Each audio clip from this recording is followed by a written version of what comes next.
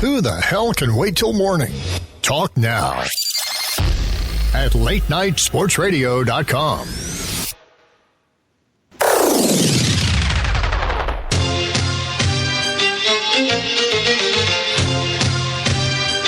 Oh, yeah. You know what that is. It's Wednesday night. That means it's time for the Fantasy Greek starts and sits in 60 minutes right here on Late Night Sports Radio.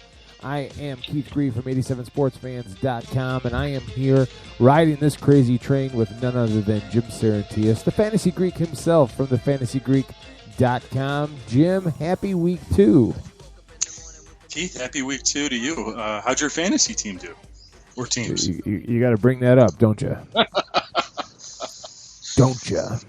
I got to tell you, I got exactly what I expected from what I called the wild cards on my team, like Melvin Gordon, Brandon Cooks, people that I expect to be middle-of-the-road performers. But what I was really disconcerted about was the total lack of production by C.J. Anderson. I thought I was set, made in the shade with him, and now I guess he's a little injured, a little dinged up. But pleasantly surprised by Carson Palmer. Yes. Worked out great. That part worked out great. However, I did end up losing that matchup. So. And how about that kid named Carlos Hyde? Yeah, right. Who saw that coming? Well, I like Carlos Hyde, but there was a million people that were just poo-hooing him in the preseason, talking about how he's the potential bust of the year, and there's still time. Don't get me wrong. But this first game, that kid ran strong. And he ran strong last year, too. When he was in the game. Obviously, Frank Gore was the guy last year. But when Carlos Hyde showed up in flashes, there were signs that, if Gore were to eventually, get injured, that the 49ers wouldn't exactly be left holding the bag. Yeah. There were signs of life there, so. And, by the way, you and I next week get to talk about our game in the Writers and Radio Personalities League. That'll be fantastic. Because I need more pressure. I'm in 2 leagues. I'm in my league. I'm in your league. My league, I'm the defending champ. So every time, I fall behind, everyone's like, whoa, looks like he's lost the touch. Something along those lines. And then in your league, this is now the 3rd season that I have been fortunate enough for you to allow me to play in your league, and I think all the 2 years before this have been nothing to jump and shout about. Well, you know what? You got a solid squad, and we're both 1-0. So, what's the worst thing that happens? One of us loses. Right, and I said last week I didn't make it to the draft for various reasons and was forced to, and then the trade went through. And I forgot about it. Like I knew the trade was agreed to, but then I remembered Sunday afternoon in the middle of week 1, I was that fantasy when I was like, hey, I bet you I don't have a quarterback because I had Aaron Rodgers and I traded him. And sure enough, the Seattle-St. Louis game had started, so my backup Nick Foles was unable to be subbed in, so I had to work the waiver wire, and there was Andy Dalton sitting, just waiting to be plucked. And he got me 18 points. That's great. 20 points. That's pretty amazing considering there's 16 teams in the league, actually. I couldn't believe he was still out there. Absolutely not. Yeah. So it'll be really funny if the league that I didn't show up for the draft ends up being more successful than my other league that I spent months preparing for. Yeah. Anywho. So, looking at the week 1 results in our picks here, I'm gonna enjoy this week. I won the week. There was I went 11-5. Jim went 9-7. So I have an initial 2-game lead. And if you've followed our shows the last couple of years, you know that this doesn't last. So I'm going to enjoy it while it's here.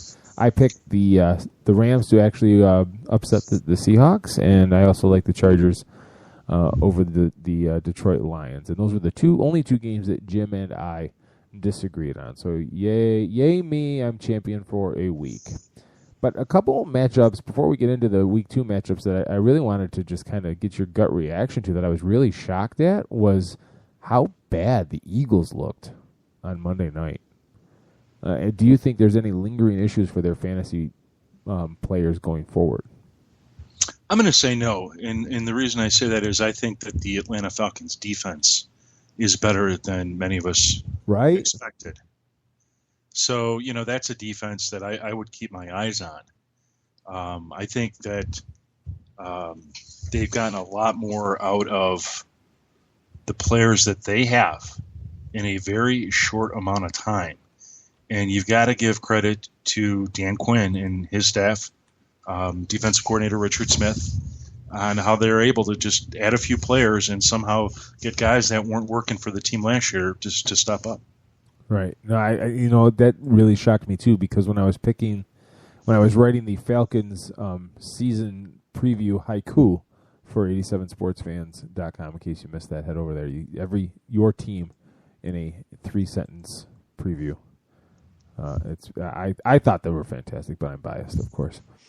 But I said that there's only so much that Dan Quinn could do in week 1. And if week 1 is any kind of indication, the Falcons defense is back. Now, I know it's too early, and that's a little bit of hyperbole to go ahead and just start jumping and shouting about that. But they looked like they were the real deal for sure. For sure.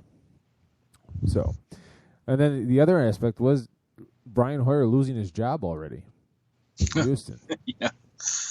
That was interesting, and to see Ryan Mallett get on the field and within 10 plays score a touchdown. I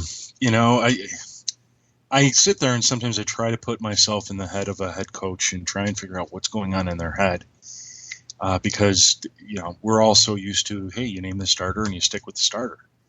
At practice, these two guys, it must be really close. There must be some things one quarterback does better than the other, and the other does better than the other guy. And, you're trying to figure out, because what really matters is when you put them on the field. Can they put a W on the board for your team? And in this case, he needs some scoring from a quarterback. You got to have a quarterback in there these days that can throw you at least 2 TDs a game. If you can do that, you can find other ways to score, whether it be another touchdown in the running game or just a strong defense. And, you can look at the Texans and go, well, they have a strong defense. At least they should. And I think that's where he's at. And Ryan Mallett showed some pretty good arm strength. Can he do that 2-3 times a game? I guess we're going to find out this week. Right. And what should be a very interesting game against the Panthers, whose defense actually looked pretty good last week. But, I'm not ready to anoint them one of the top defenses this year because it was against the Jaguars. Yeah, you kind of hold your breath on that one. Yeah. And just one real quick one before we launch into it, the Tennessee at Tampa game. Wow, if you're Marcus Mariota, how high were you flying after that game? Or how about all those fantasy nuts? Here's a guy, 4 TDs. Say what you will about the Tampa Bay Buccaneers defense, but he's still a rookie. And he went in there and he picked them apart. And how about all the people that poo-hooed him in the preseason? Exactly. All the little draftniks that ran around saying, I had to settle on sort of looking at him as well as, going from a spread offense to pro offense, there's going to be some sort of a transitional period, but clearly he's a much better athlete and has a much better mind for the pro football system than any of us have given him credit for. Right. For Jameis Winston, I'm not ready to throw the towel in on the guy. This was, I suppose a very rookie first game. He threw an interception for a TD on his first pass, but as they pointed out during the game, so did Brett Favre, and look where he got. Yeah. He eventually threw for 2 TDs. I think he's a smart guy. He's going to sit down and look at the tape, and I think he'll figure some things out, and the rest will have to come on the field. Luckily for him, because I would add real quick, and we can talk about this later, the Titans, I think, have a good defense. He's going to be playing the Saints this week, who do not have a very good defense. So let's see how he does. All right. Yeah, that was the other thing. Tennessee's defense. Hello, Dick LeBeau. I bet you Pittsburgh wishes you and Mike Tomlin would have been able to work it out, whatever it was. Whatever it was that happened. So without further ado, let's launch into it. This is your Week 2 starts and sits. If you are unfamiliar with the format, 585-633-7487. That's the hotline number if you have any fantasy lineup questions that you would like Jim to impart his knowledge and his perspective on. That's 585-633-7487. You can also tweet to the hashtag AskTFG. That's AskTFG. And we will get your questions and concerns aired all in due time. So the first matchup that we are going to talk about here is the Denver Broncos at the Kansas City Chiefs. Now, the Denver Broncos, for the first time in the Peyton Manning era, did not score an offensive touchdown in Week 1. And their running game was stalled, would be a nice way of saying it. If you had C.J. Anderson like I did, you were ready to take the bridge. But he's injured now, so there's questions about with his toe issue. He's listed as questionable. Is Ronnie Hillman going to get some play here? What's going on with their offense?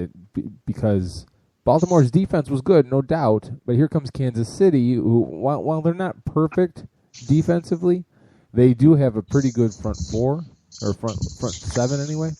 And Alex Smith doesn't usually make mistakes.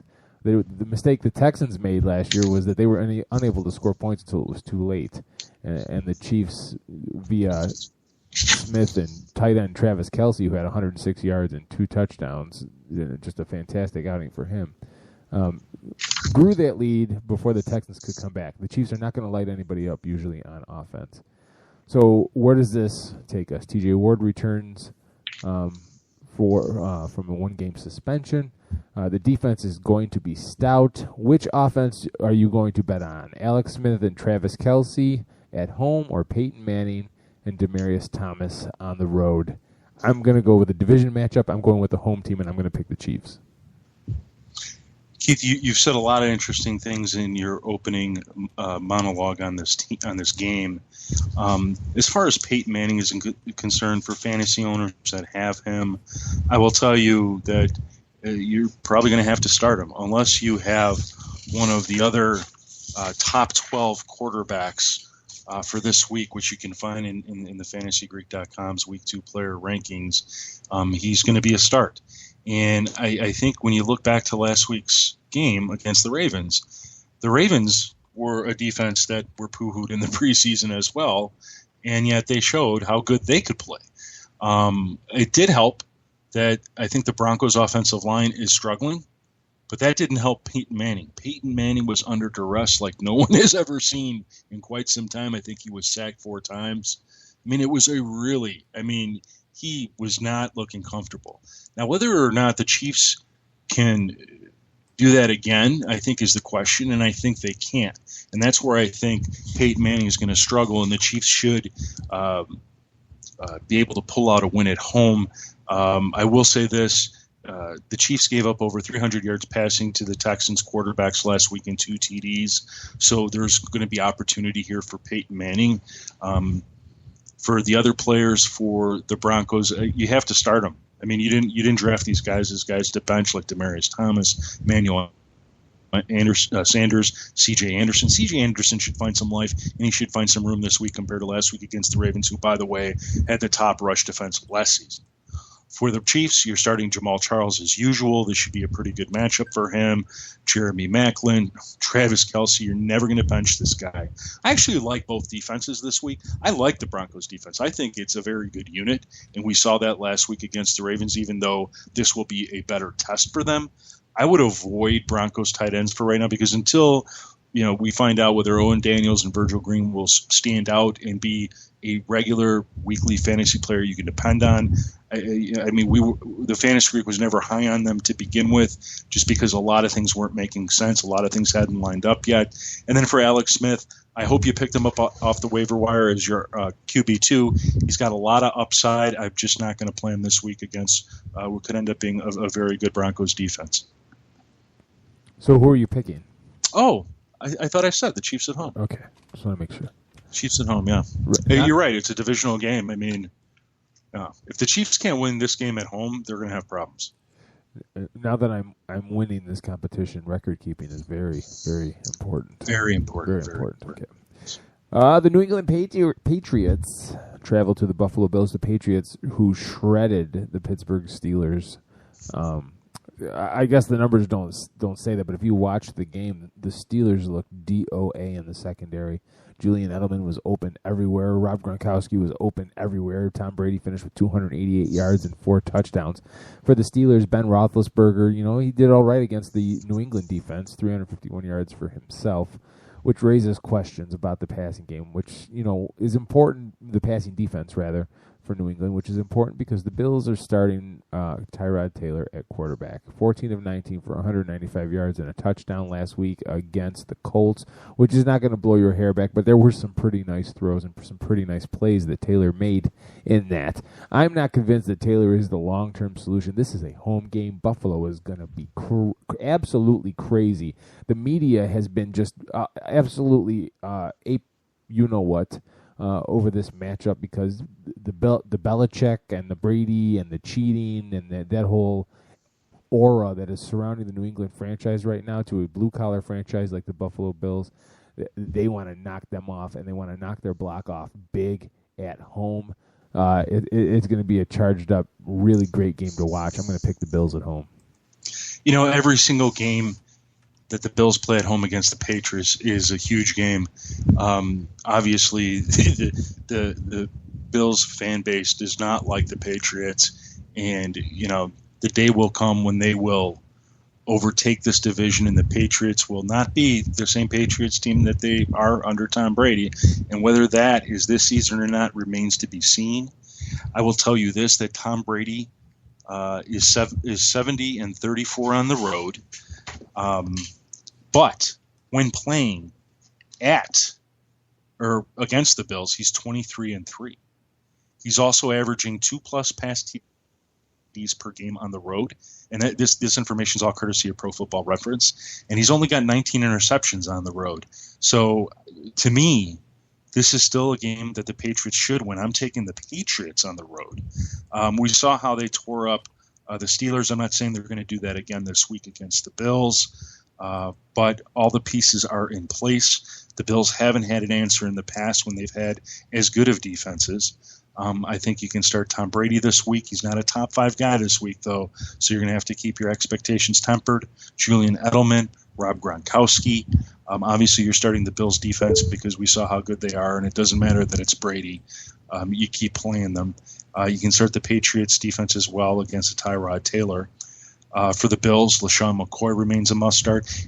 Sammy Watkins didn't do anything last week, but I don't know how you turn your back on him. Sooner or later, Tyrod Taylor is going to connect with him, and he'll connect with him big. So you still roll with him as a wide receiver 3 flex play. Percy Harvin, how about that explosion last week?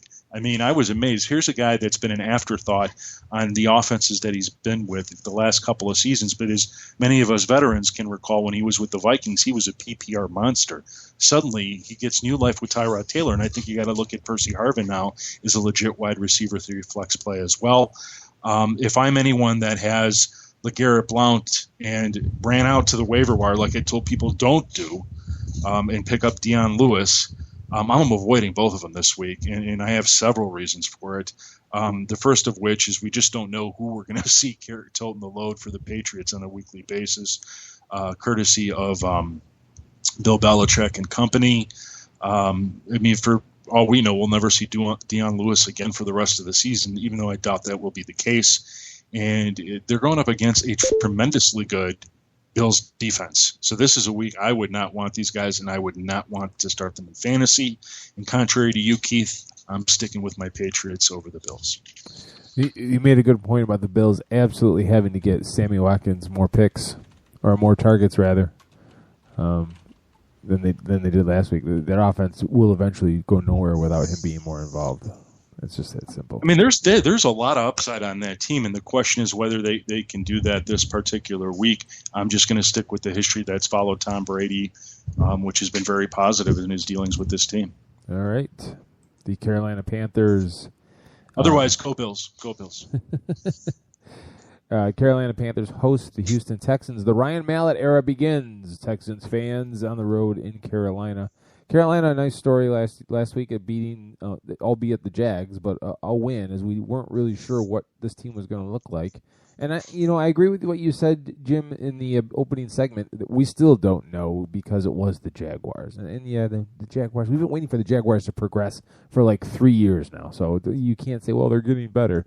No, we still don't know what this team is like. But I'm underwhelmed by Alfred Blue for Houston.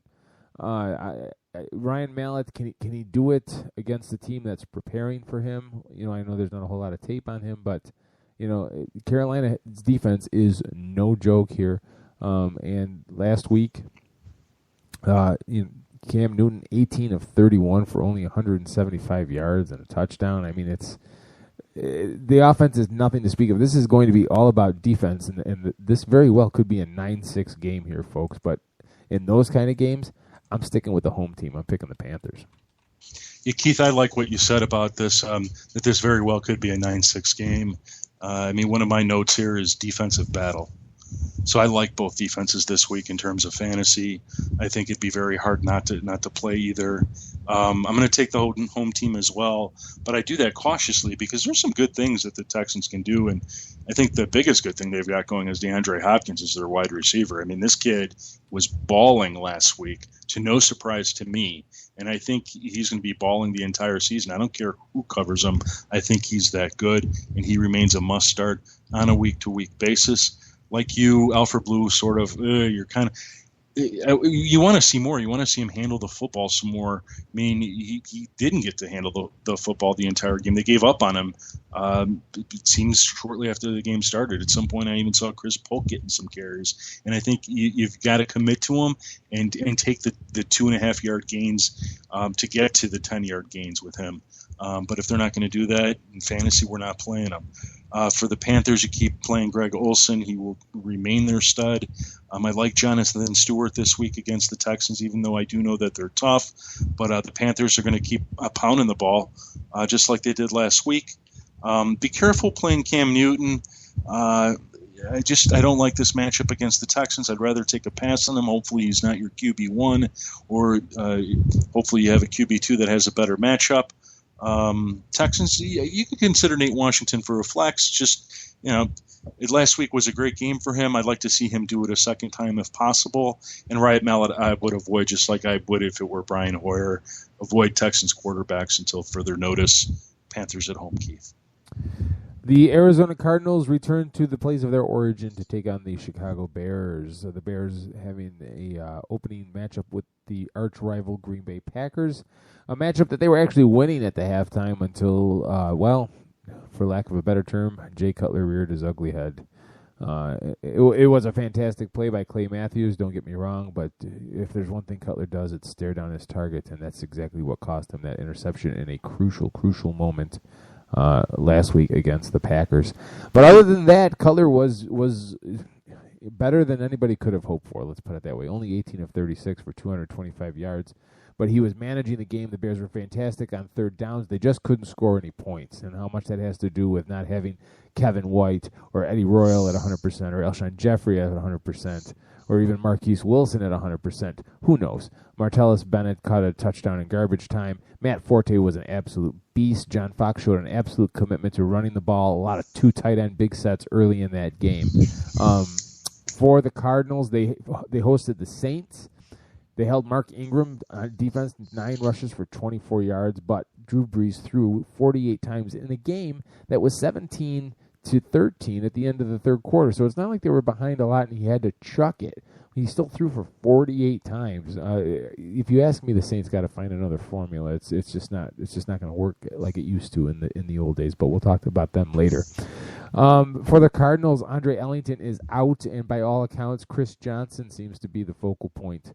According to, if you're reading the tea leaves spread out or spelled out by head coach Bruce Arians himself. Look, here's the thing, kids. The Bears defense played valiantly.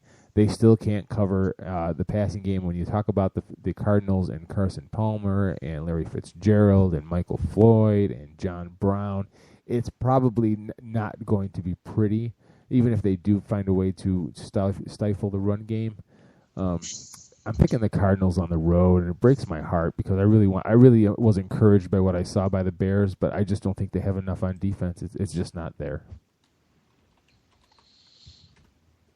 Keith, I very much agree with what you've said in your breakdown in the game. I mean, Cutler's sort of the enemy in all this, because he's the guy that if the Bears could get him playing at a high level, this entire team will be lifted up. I love Matt Forte. I think we're going to see the Bears continue to do what you had hoped they would have done last season. They did it last week. They're going to do it again. They're going to feed him the football. I don't care if it's the handing it off to him or passing it to him. He'll be the centerpiece of this game. And if they can control the clock, that certainly would put the Cardinals back on their heels. You're starting, your other usual suspects for the Bears, Alshon Jeffrey, even though he'll draw the best coverage. The reality is, you start him on a week-to-week basis. That's why you drafted him, and he'll give them their best chance as a wide receiver to score. And then Martellus Bennett, who should get in the mix as well. That having been said, Carson Palmer just blew me away last week. This offense looks like it's working, and it's working well. I like him this week. I like Larry Fitzgerald. I like John Brown up against a suspect Bears secondary. And if you had Andre Ellington and had to run out there and go get Chris Johnson, give him a go. Eddie Lacy didn't have much success last week, but I think there was also sort of a lack of a commitment to him. And somebody not to play this week, but if he's available on your waiver wire and you're in one of these, quote, deeper leagues, so you've got a roster bigger than 16 people, if David Johnson's out there, I think you should go pick him up because he's going to get some opportunities. And I think if he proves himself, Arians will go with him. So that may mean nothing today and nothing this week, but in 4 weeks, when Andre Ellington does come back, it could mean a hell of a lot. In the meantime, I hate saying this, Bears fans, it looks like the team's going to go 0-2. But, that's just the way it is, Keith. See, I think Jay Cutler did play well. It was just that one play. But not to berate Cutler, not to get on the Cutler tirade too much here. The thing is we want to see more of their offense popping. I mean, we'll hand the ball off all day to Matt Forte, but you got to get Alshon Jeffrey in the game. You got to get Eddie Royal. You got to get Marquez Wilson, and you've got to score. Yeah. This guy has to throw 2 to 3 touchdowns every single week. But I'm telling you, they don't have an X receiver. Alshon Jeffrey is not an X receiver, and that changes everything. But what I liked what Adam Gase was doing, creative stuff like moving Matt Forte, splitting him out wide, even though he did have a drop that would have been an absolute touchdown. But other than that, there's signs of encouragement for the Bears offense. I'm not as worried about the Bears offense this week as I am about the defense. I just think they're going to get shredded. But I agree. Okay. The San Diego Chargers travel to the Cincinnati Bengals. We talk about the Chargers. We talk about Phillip Rivers, the window closing and stuff like that. Yeah, well, he threw for 404 yards last week, 2 touchdowns. Keenan Allen, 15 catches for 166 yards. The rookie Melvin Gordon, 14 rushes, 51 yards. Danny Woodhead got the 2 touchdowns on the rush. So there you go, fantasy owners, myself included. Vulture alert in full effect in San Diego. For the Bengals, they manhandled the Raiders 33-13. Andy Dalton goes 25 of 34 for 269 yards, 2 touchdowns. Tyler Eifert, that's right, the Eifert Tower, 9 receptions for 104 yards and 2 touchdowns. Giovanni Bernard leading the way on the ground. A little bit of a shocker there that Jeremy Hill was not the leader, but hey, it is what it is. So where do we stand here? The Bengals, 63 yards allowed on the ground. Second best only to the aforementioned Arizona Cardinals. But they also held the Raiders to only 183 yards passing on the ground. Now, I know the Raiders aren't going to light up anybody anytime soon, but, Cincinnati's defense is legit. It really is. San Diego's offense, when it's clicking like it did last week against the Lions, who I know aren't this year, I think the Lions are really going to take a step back defensively. But it's the Phillip Rivers show, kids. But he's going into Cincinnati. I mean, how do we pick this on the road? Do you go with the home team? Yes, that's exactly what you do. I'm going with the home team. I'm picking Cincinnati in this. Yeah, this was a tough game to call because I really like these two teams, and to see what the Chargers did to the Lions last week was, I thought, pretty impressive. I do think that the Lions have a better defense than you may, and Phillip Rivers just dismantled them. And he's shown that he still has juice, and as long as he has some guys he can hand the football off to keep down the wear and tear on his arm, I think he'll be doing great. But you got a Bengals team here. I mean, they did what they were supposed to do, which is beat a Raiders team, which is still, while improved from last year, still subpar, relatively speaking. They come home, big, huge game. Andy Dalton, Jeremy Hill, A.J. Green, and most of all, Tyler Eifert, one of the guys that the Fantasy Greek was really high on entering this season as a breakout tight end. I think this will be a much different offense than we saw the Chargers take on last week with the Lions. I was not impressed by Matt Stafford. I think this is a Bengals team that will be able to that will run the ball more successfully than the Lions. And the Lions were successful only when they gave it to Amir Abdullah, and they just didn't give him to him as much as they should have. So I like those things coming together. I like the Bengals defense at home. For the Chargers, Phillip Rivers, you got to start him. You got to start Keenan Allen. You look at the Bengals secondary, and while I like it, I don't know that they'll be able to keep up with Keenan Allen. Ladarius Green should make a little bit of noise. He's more of a lower, like a high-end TE2 sort of. If you don't have one of the top 12 guys, you could look to Green. Danny Woodhead. My God, I told everybody, run out to your waivers. If he's one of the guys that's still out there, go get him. And I was lucky to get him in one league. I couldn't even believe he was sitting there. And you find a way to play him each and every week. More than likely you'll get him in as your flex because he should remain a red zone threat consistently for this Chargers team. At the end of the day, I think the Bengals, you got to win at home. And the Bengals are a team that are built to win at home, and they're generally successful at home. I'm going with the Bengals. All right. I like it when we agree. Yeah. Makes me feel good. We're running behind, so we're going to hurry up on my long-winded intros to these games. So the Tennessee Titans take on the Cleveland Browns. Marcus Mariota was absolutely amazing in his debut last week against Tampa Bay. 13 of 16, 209 yards for 4 touchdowns. It won't happen again. I'm just throwing that out there. The Browns last week, I was a little shocked by how much they got gashed on the ground. They gave up 154 yards on the ground to the Jets last week in a loss, 31-10. But hey, guys, Johnny Manziel is your quarterback, which is the way it should have been from day one, because let's just find out whether this kid can figure it out or not. You're not a Super Bowl team, Cleveland. Just let him run with it. But he's only starting because Josh McCown was concussed into believing he was Batman all week, so they're not going to try him out under center. The Titans' defense is legit, kids, and they're going to give Johnny Manziel fits. Dick LeBeau is still one of the grandmasters when it comes to defense.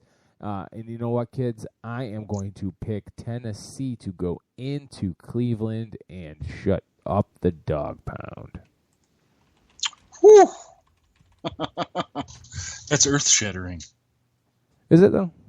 No, it's not, because I agree with you. I mean, I was looking at this, and outside of Isaiah Crowell for the Browns are a team that, and even the Browns defense, arguably, they're just devoid of much fantasy anything. I mean, there's no fantasy muster on this team, and it means something in reality because you kind of look around and go, well, how's this team going to win a football game? The Titans and Dick LeBeau, that defense, I went back and I double-checked. They were one of our sleepers on the fantasygreek.com in an article from, when the heck did we publish this damn thing? From back in June 4th. June 4th, we called it.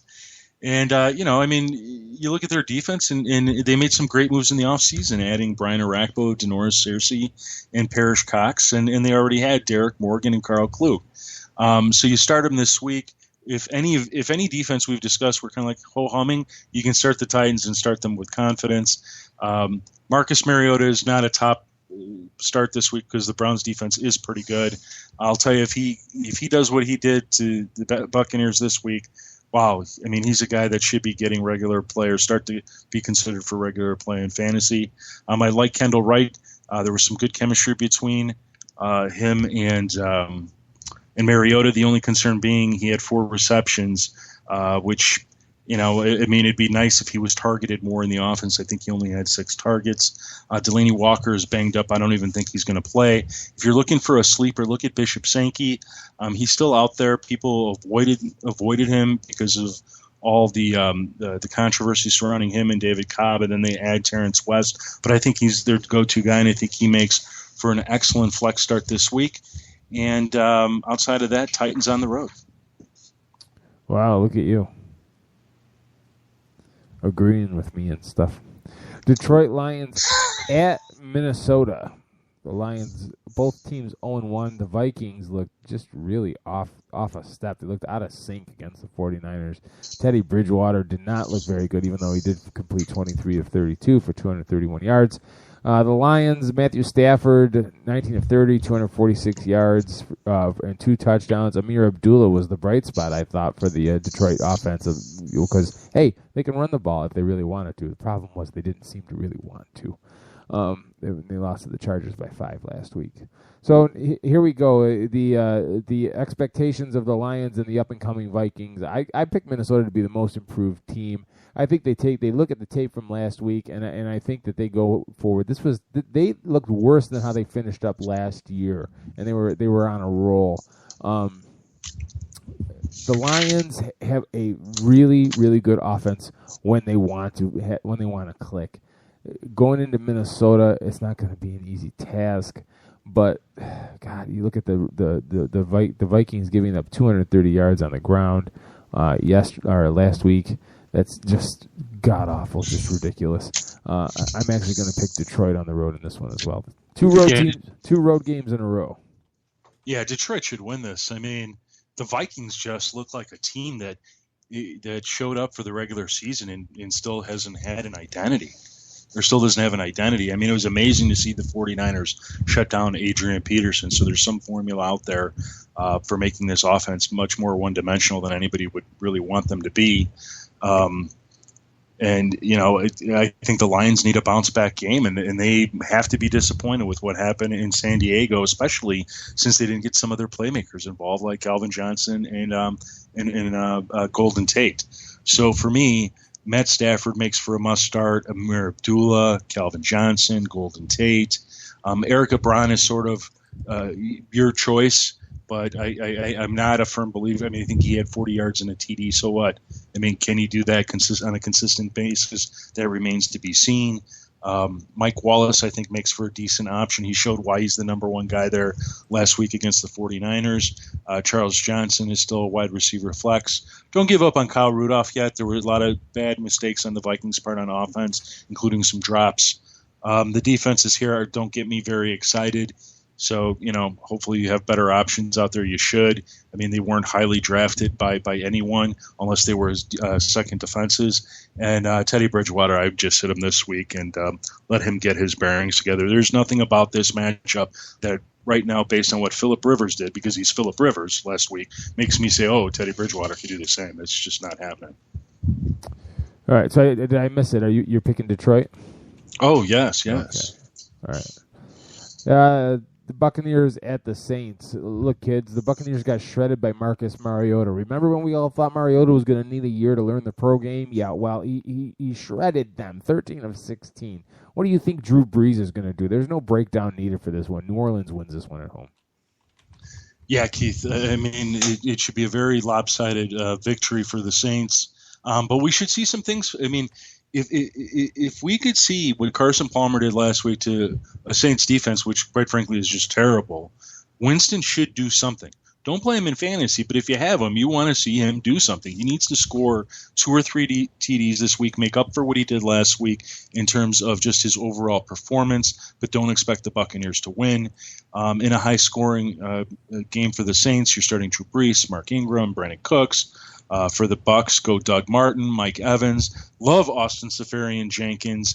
Yeah, he got a TD in garbage time, but he got one when it wasn't garbage time. He's going to stick it in this offense, and he'll be a favorite of Jameis Winston.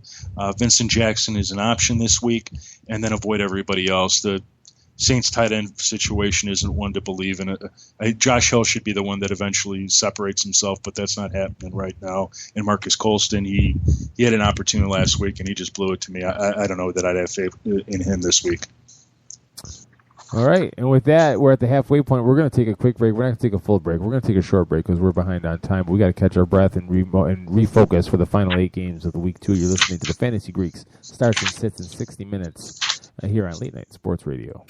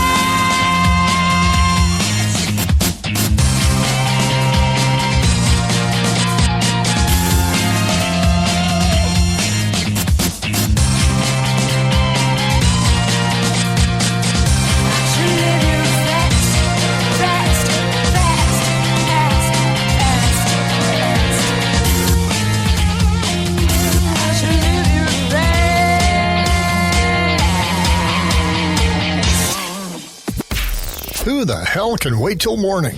Talk now at latenightsportsradio.com.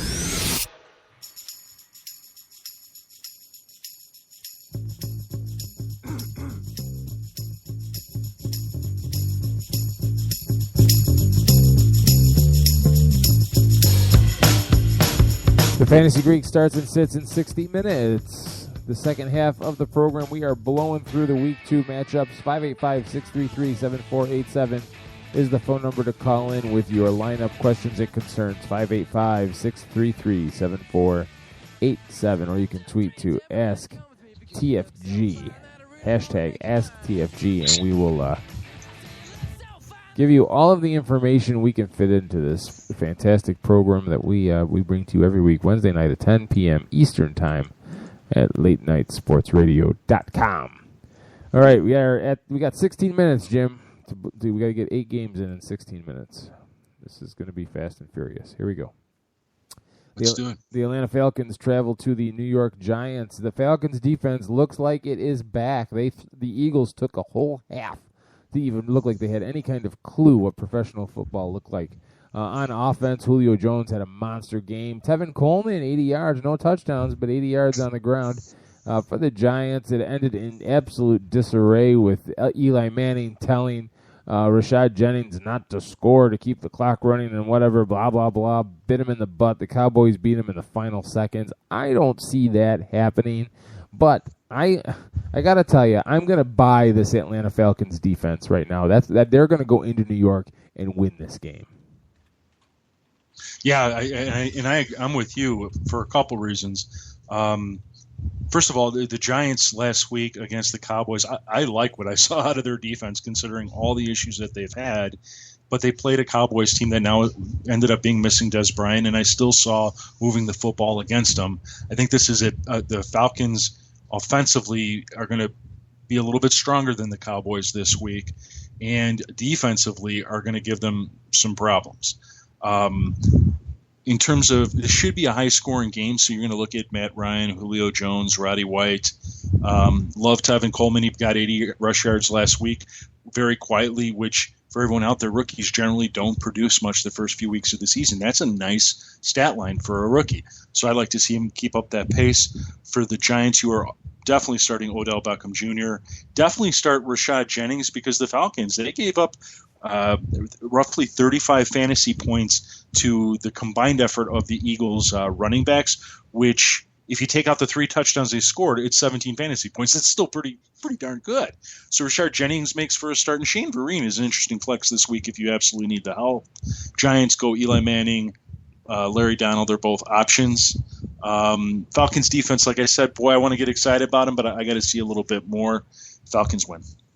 San Francisco travels to Pittsburgh. San Francisco in a kind of a really ugly game to watch against Minnesota on Monday night last week, the late night game, winning 20-3. The Pittsburgh Steelers, like we said before, getting shredded by the Patriots in week 1 in the secondary anyway, 28-21. Look, the Steelers offense is fine, and they seem to play the run on defense very well. It's passing offenses that they're going to be struggling with. The San Francisco 49ers are not that team, at least not right now. They are not scary through the air. I picked the Steelers to win this game at home. Yeah, I think you got to go with the Steelers in this one. It could go the other way, but it just, the 49ers they weren't really challenged by the Vikings offense, I felt. And I think the Steelers will challenge them in many different ways, both on the ground and in the air. Ben Roethlisberger is a must-start. D'Angelo Williams is a must-start. Heath Miller, Antonio Brown. For the 49ers, you start Carlos Hyde every single week until you hear otherwise. And other players you could consider would be Anquan Boldin and Colin Kaepernick, because I think Cape's got to throw the football this week. And he's got to be effective if they're even going to have a chance. But I don't think it'll be enough. The 49ers defense, we saw it do some really great things last week, but it was against a Vikings team that was just, you could clearly see was struggling. I'll take the Steelers at home. The St. Louis Rams travel to the Washington Redskins. The Rams coming off a huge upset win over the Seattle Seahawks, even though they held on for dear life, 34-31. The Washington Redskins losing to the Dolphins 17-10. Again, they led the game at half and just couldn't hold off the Dolphins in the fourth quarter. The Dolphins are just the more talented team. The Redskins starting Kirk Cousins at quarterback. You have to ask yourself, do you believe in Kirk Cousins? Because the defense didn't play all that bad. It really didn't. And for everything that we said about the Rams defense, they gave up a good amount of yards, and they gave up 31 points. Yes, it was Seattle. I get it. But at the same time, Seattle's offense is not anything electric. So there's some work to do on that side. That being said, the Rams' offense is anything but awe-inspiring. Alfred Morris, 25 rushes for 21 yards, no touchdowns last year. That kind of performance isn't going to get it done against St. Louis. I'm going to pick the Rams. Yeah, I think you have to go with the Rams here. The Redskins' defense, as you mentioned, they looked pretty good last week, but the offense, it just seems to me that they're going to have a hard time putting it together against a very tough Rams defense. One player I like for the Redskins to get excited about is Jordan Reed, their tight end. He had 11 targets last week for 7 receptions, a bunch of yards, and a TD. He's a must-start this week because he's going to be the guy that is most involved in the offense, along with Alfred Morris. Pierre Garçon makes for an interesting wide receiver 3 since Deshaun Jackson will be out for the Rams. You start their defense. I like Trey Mason this week against the Redskins. These guys know how to run and run hard.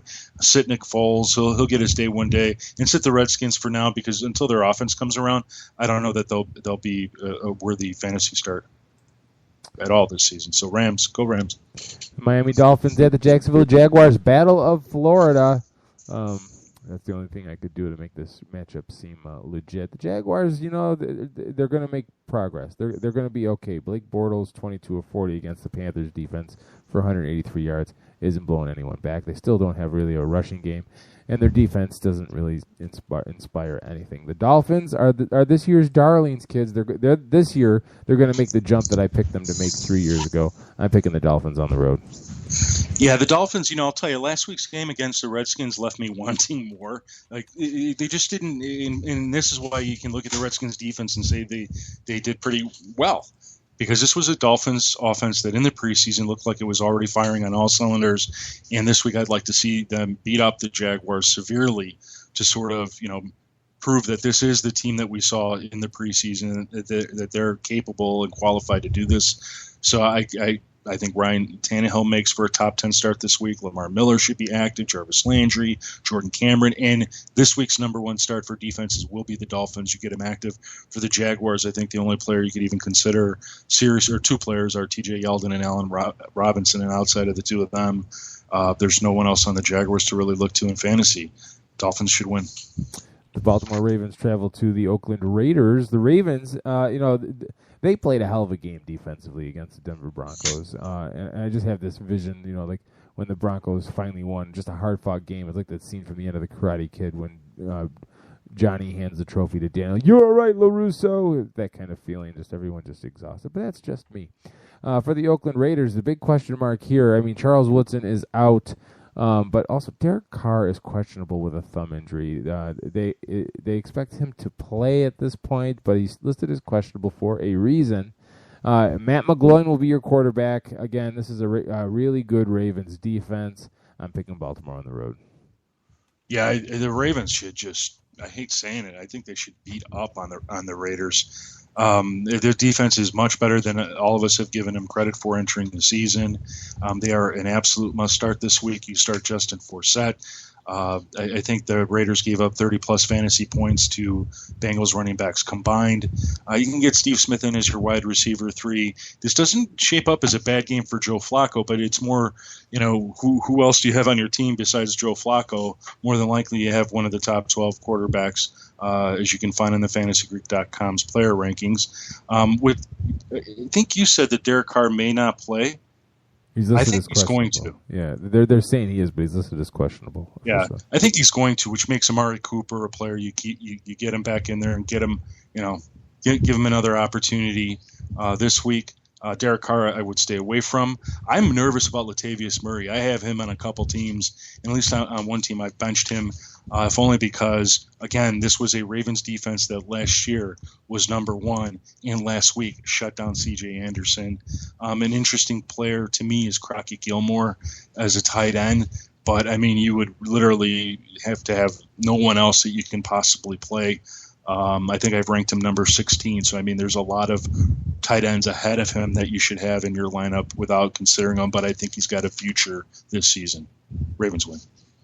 All right, the Dallas Cowboys travel to the Philadelphia Eagles. The Cowboys with a big, dramatic 27-26 victory over the Giants in the last second, but it came with a cost. Dez Bryant is out with a broken bone in his foot, will miss 4 to 6 weeks. Also, rookie defensive end Randy Gregory, who was a difference maker in that game, high ankle sprain, not expected to return before Week 7 against the Giants. Ironically, that's huge. Yeah. For the Eagles, again, they did not look like they were on the same page. Sam Bradford threw the ball 52 times for 336 yards, touchdown and 2 interceptions. Jordan Matthews 10 catches for 102 yards. no touchdowns. Darren Sproles, 5 rushes for 50 yards, no touchdowns. They just didn't score. And again, we talked about the Falcons' defense looking resurgent. Dallas is still kind of solid defensively. Rod Marinelli gets every last ounce. But the Eagles' defense, even without Des Bryant, I still think that Dallas finds a way to go into Philadelphia and win this game on the road. Yeah, I got the Eagles at home, Keith. I think they've got the offense and the defense that should challenge the Cowboys this week. The Cowboys are really, that was an impressive win last week. If only because you had a Giants team that defensively was playing certainly above whatever anybody thought about them entering the game, and a very good offense that for whatever reason they just couldn't get it executing right, and they were able to take a bunch of their playmakers out of the game. But in the offense that the Eagles are going to put in front of them, I mean, you've got 5, 6, 7 guys at any, well, not 5, 6, 7, but you've got 6 guys at any given time can get the football and make some noise. And because of that, I think this will be a high-scoring game. I think the Eagles will win it. And in terms of fantasy starts, you roll with Tony Romo, Joseph Randle, Terrence Williams. I think you have to play him with Des Bryant out. Jason Witten is a must-start as well. For the Eagles, Sam Bradford, DeMarco Murray, Jordan Matthews. Get Zach Ertz going. I think he was on the field for 70% of the plays last week, which actually was a surprise considering he is only 1 month removed from surgery. Darren Sproles, as well as Ryan Matthews. I like them both as flex plays this week. We're giving a slight edge to Darren Sproles. And the Eagles defense, I think you got to start him because, Tony Romo's, without Des Bryant, I think they become offensively an easier team to defend, if that makes sense. All right, 4 minutes to go here. Seattle at Green Bay. Green Bay, was held in check for most part by a Chicago Bears team that no one expects anything out of. The Seattle Seahawks, on the other hand, defensively, yeah, we know that they're great. They're like the number 1 defense ever, right? Yeah, except they made Nick Foles look like a Pro Bowler again. Giving up 276 yards through the air. What do you think Aaron Rodgers is going to do to them? The aspect of this game that I think is going to be the difference maker is that Green Bay absolutely was shredded by Matt Forte. What do you think Marshawn Lynch can do to this team? I'm picking Seattle on the road here. I got to take the Packers at home, Keith, and I have to do it because I think the Seahawks are just not as good of a road team. They struggled last year tremendously. Russell Wilson was awful. The Packers should have won that game. I think Russell Wilson will not play as poorly as he did last year, so he's a start in fantasy. Marshawn Lynch is a certain must start. Jimmy Graham, the Seahawks defense, even though this is a tough Packers offense, I think you can't bench them. I mean, unless you run out and get the Titans. I'd play the Titans over the Seahawks. And then you start Aaron Rodgers, Eddie Lacy, Randall Cobb, Devontae Adams, and you have to start James Jones. He could easily disappear from the stat column, but you don't want to miss out on these games where he gets you 50 yards and 2 or 3 TDs. So you got to find a way to work him in. Richard Rodgers is an option, just not a high option. He's not a must play. Packers defense is not a must play. I got to take the Packers at home. I just don't see this happening twice in a row. They lost to the Seahawks in the the NFC Championship game. It ain't going to happen twice. All right, and the New York Jets travel to the Indianapolis Colts. The Jets 1-0 on the arm of Ryan Fitzmagic. 15 of 24 for 179 yards and 2 touchdowns. Chris Ivory, 20 rushes for 91 yards and 2 touchdowns. For the Colts, a surprising loss, held scoreless in the first half. Andrew Luck, 26 of 49 for 243 yards and 2 touchdowns. T.Y. Hilton, 7 receptions for 88 yards. Frank Gore, the leading rusher on the Colts, 8 rushes for 31 yards. Just god-awful. Yeah, that offense will fix itself. We know that, right? Right, kids? We hope, right? Yeah. I don't know if this is the week they do it. The Jets' defense, they're middle of the road as far as the yards they gave up, but they took away 4 balls last week, but they're without Antonio Cromartie. Yes, they have Darrelle Revis. They're already out without D. Milliner. I think that's too many losses in the secondary for Andrew Luck. I'm picking the Colts to get back in the win column at home. And Keith, this is my upset special of the week. I am taking the Jets to win on the road in a very close game. I don't think that the Colts are going to have an answer for that defensive line of the Jets. I think they're going to be overpowered. I think they're going to shut down Frank Gore. Frank Gore, I think, is a very poor play this week in fantasy. The loss of T.Y. Hilton, I think, is huge. Because if T.Y. were in this game, Darrelle Revis would be all over him. But now Darrelle Revis is going to be over either Dante Moncrief or that's probably who he'll be on. And I just don't see Moncrief overpowering Revis. I think they've got plenty of help in the secondary and safeties to handle Andre Johnson and even Philip Dorsett and those tight ends. I like what the Jets are going to produce offensively. They've got the better running back in this instance, and I think in this particular game, they're going to have the better receivers in Brandon Marshall and Eric Decker, and even their tight end, Cumberland, is going to make some noise because this Colts defense is nothing to, you're not sitting there saying this is one of the top 15 defenses in the league. It's just not. So I'm going to take this as my upset special. All right, kids. And there you have it, right on time at the 60-minute mark. We are done for this week. Head over to the fantasygreek.com, kids, with all of your fantasy questions, up-to-date rankings, game previews, anything you could want to know, and the Skybox. Don't forget about the Skybox. It gives you all the inside access to all the information you could possibly want to set your lineup. For Jim Sarantias from thefantasygreek.com, follow him on Twitter at thefantasygreek. I am Keith Grief from 87sportsfans.com. Have a fantastic week.